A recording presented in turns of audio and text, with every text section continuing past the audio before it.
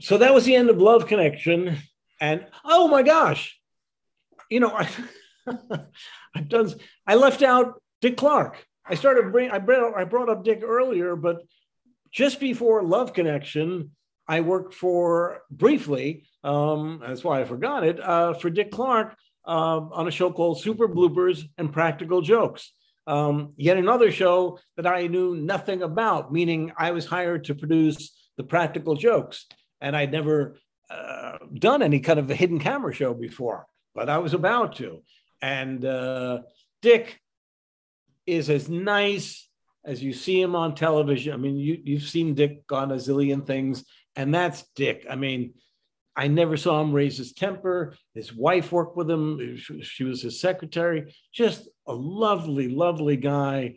And he had one big room that was basically dedicated to just some of his memorabilia. And he had everything from like Elvis's jacket to Elton John glasses to, I mean, stuff you would die for, you know, I mean, Paul McCartney, handwritten lyrics to hate, you know, it was, we would love to go to those meetings just to sit in that room and look around, because as many times as we were in there, it was just so cool. Anyway, so that was kind of interesting because my very first joke, it was already in progress. I don't know if I replaced somebody, but it was about a young Japanese singer who was auditioning for a big producer, and she came from a well-known family, but she sang off key. And the reason I bring up this joke at all is I came in late, and it took place in a hotel room. And I walk into the hotel room. This is early, way before the joke is about to start. And they had built a false wall for the cameras to hide behind. And for the life of me, I couldn't believe how incredible that wall looked. It was wallpaper, and it was I won't mention the name of the hotel, but it was a very well-known hotel. And you could not tell that 10 feet of that hotel room had been cut off and all the cameras were behind. I was like, wow, that's incredible. And I'm taking credit for that. So that was my first joke. I came in piecemeal, but the joke played because this girl sang off key, and it was all about the reactions from the guy, you know, who had no choice for whatever reason to try and bring this girl into his company. And that joke worked. My second joke was a lot easier. It was a joke on Mayim Bialik, who was doing a show called Blossom. And she was either interested in marine life, or we got her interested in marine life. But basically we took her out on a boat because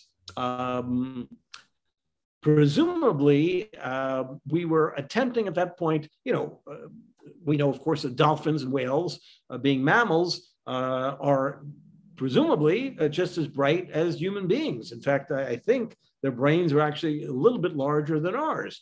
So people have been working on ways to communicate, in this case, with whales. And they were getting close, but, you know, it was tough. It was, you know, different ways that they would screech, or different, you know, they would sky hop when they were talking. It was very complicated, and we were just at the breakthrough stage. So Mayim's watching us and watching everybody, and I was in the joke as somebody there, and then I walk off. And Mayim, we're getting closer to the whales, and we asked Mayim, would she like to, you know, maybe just, I don't know, just try talking to the whales? And she said, sure, you know, hi, Whaley. And we got a guy in another boat who happens to be like 3 doors down on the boat saying, the whales are starting to become enraged. And, you know, Mayim, you got to calm these whales down. And Mayim started to buy into this. And anything we said the whales were doing, Mayim would then, you know, change her point of view. And, you know, she would get angry at the whales, or she'd be kinder to the whales. And it was just hysterical. It doesn't sound that way, but it was funny because this was like a breakthrough. All of a sudden, the whales were truly responding to Mayim's voice. There was something about her voice that the whales were reacting to. This was great. And finally, and I was playing the whale. Yeah. And the payoff of the joke finally was, Mayim, you know, did you hear that? I was going, my, and are they, and I swear to God, you know, she said, are they saying my name? My, that is, and I swear to God, she said, that is my name. And she really believed the whale was saying her name. My. I don't know how many times I did that. And then finally, she didn't hear it the first time. I said, you're on Bloopers and Practical Jokes. She didn't hear that. And she still, because again, she's so amazed, you know, and she, you're on Bloopers. The only time that I ever got away with that I actually said that line of all the jokes I did. You're on Bloopers and Practical Jokes. Oh, you. And then she got mad, and, you know, and then somebody said, and then the little button was, you know, she's mad. And then I go one more time, I go, Mayim. And she's, oh, shut up. and that was the end of the joke. But it was a fun show only because Dick kept just a great staff, and he was wonderful. I'll just give you one more example just because we want this interview to last 49 hours. And that is Dick Clark to the rescue. We did this one show. Lisa Gibbons and I are playing hosts, and it was a retaliatory joke. Somebody's trying to get back at somebody for playing a practical joke in the first place. Took place at a bowling alley, and the guy that we're playing the joke on is sitting right in front, and we're about to dump slime on him. Okay, and as we're about to dump the slime, the person comes from around the corner about to do what I just did, which is, you're on Bloopers and Practical Jokes. So the slime comes down, you're on Bloopers, and the lights go out in the bowling alley. All the lights go out. We didn't bring a generator, okay? The lights are gone. We're using their power. We're dead. What the hell do we do? I turned to Barry Edelman, who's still at Dick Clark, I think, and what do we do? Let's call Dick. It's like, oh, and again, Dick, nicest person on the planet, but I figured this is going to be the first time Dick's going to yell. But Dick came up with the idea of, okay, lights went out, go on, explain the fact that the lights went out when you were dumping the, you know, we'll show all of that, but then do you reload the slime and now do the joke on the guy who was coming around the corner to tell him that you're on Bloopers and Practical Joke, which is what we did.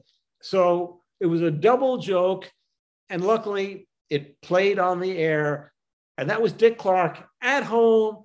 It took him like 2 minutes to figure that out. I mean, he's just, you know, Dick was a genius, must have been a genius. I mean, I didn't work with him that much, but just, I mean, you look at all the stuff he did and does. I mean, Dick has passed away, and we still call it Dick Clark's New Year's Rockin' Eve. He was an amazing man.